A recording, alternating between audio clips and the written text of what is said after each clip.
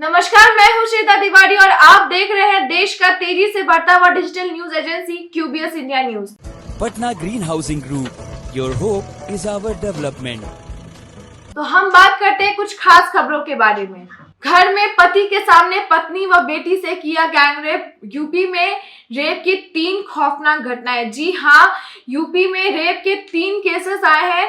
UP में बलात्कार की कुछ घटनाओं ने लोगों को हिलाकर रख दिया है। मुरादाबाद में मां और बेटी के साथ हुआ गैंगरेप। वहीं बुलंदशहर में 18 साल की लड़की के साथ जबरदस्ती की गई और रेप की घटना का अंजाम दिया गया।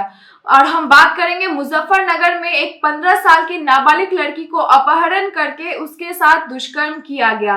साथ ही साथ शिकायत करने पर जान मारने की धमकी की बात भी की गई। निशा रावल ने मनाया बेटे का बर्थडे, करण मेहरा वहां मौजूद नहीं थे। जी हाँ, हम बात करेंगे टीवी एक्ट्रेस निशा रावल के बारे में, जो अभी बहुत चर्चे में है। निशा रावल और करण मेहरा के बीच जो अभी अनबन चल रही है, उनके जो पचड़े हैं, कानूनी पचड़े हैं, उस बीच में उन्होंने अपने बेटे काविश का बर्थडे बहुत ही धूमधाम से मनाया है।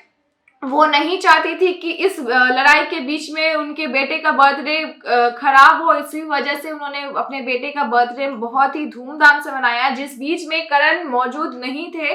लेकिन करण मेहरा ने अपने इंस्टाग्राम पोस्ट पे बहुत ही अच्छा सा पोस्ट किया था, बहुत ही स्वीट पोस्ट किया था अपने बेटे काविश के लिए। उन्होंने ब्लेसिंग दी।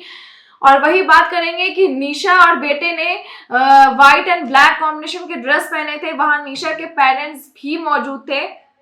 साथ ही साथ उनके बहुत ही करीबी दोस्त रोहित और मोनिशा भी मौजूद थे। तो बता दें कि निशा रावल और करण मेहरा के बीच में जो लड़ाई हुई है, जो अनबन हुई है, वो बहुत ही भयंकर मोड़ ले चुका है। निशा रावल ने अपने पति करण मेहरा के ऊपर बहुत ही गंभीर आरोप लगाया है कि उनका एक्स्ट्रा मार्शल अफेयर है और उन्होंने घरेलू हिंसा करने की कोशिश की। वही करण मेहरा ने भी निशा रावल के ऊपर ये आरोप लगाया कि वो उनके बायोपोलर बिहेवियर की वजह से वो ये शादी खत्म करना चाहते हैं। तो इसी वजह से अब उनकी लड़ाई कानूनी हो चुकी है। अब देखते हैं कि आगे क्या होता है। 42 दिनों में 24 बार बढ़े तेल के दाम। पेट्रोल 9 राज्यों में 100 के पार। जी हाँ, देश में महंगाई ने सारे रिकॉर्ड्स तोड़ दिए हैं। पिछले 25 दिनों में पेट्रोल डीजल 6 रुपए से ज्यादा प्रति लीटर महंगा हो चुका है। वहीं पिछले 42 दिन के भीतर 24 बार पेट्रोल महंगा हो चुका है। तेल की महंगाई से आम आदमी बहुत ही ज्यादा परेशान है। वही पेट्रोलियम मंत्री धर्मेंद्र प्रधान ने कहा कि हम ये स्वीकार करते हैं कि देश में महंगाई बहुत बढ़ चुकी है। तेल के दाम से आम जनता और ग्राहकों में बहुत दिक्कतें आ रही हैं, लेकिन हम सरकार के पास भी इस महंगाई का कोई उपचार नहीं बचा है। राम मंदिर के लिए 18 करोड़ की जमीन क्यों खरीदी ट्रस्ट ने? राम मंदिर के ट्रस्ट ने ये रिपोर्ट RSS को भी भेजी। अयोध्या में बन रहे राम मंदिर के जमीन के घोटाले के आरोप में अब राम मंदिर के ट्रस्ट भी घिर चुके हैं। जी हाँ, श्री राम जन्मभूमि तीर्थ ट्रस्ट द्वारा इस पूरे विवाद पर केंद्र सरकार को रिपोर्ट भेजी गई। साथ ही साथ इस रिपोर्ट को केंद्र सरकार के अलावा RSS और BJP के पास भी भेजा गया।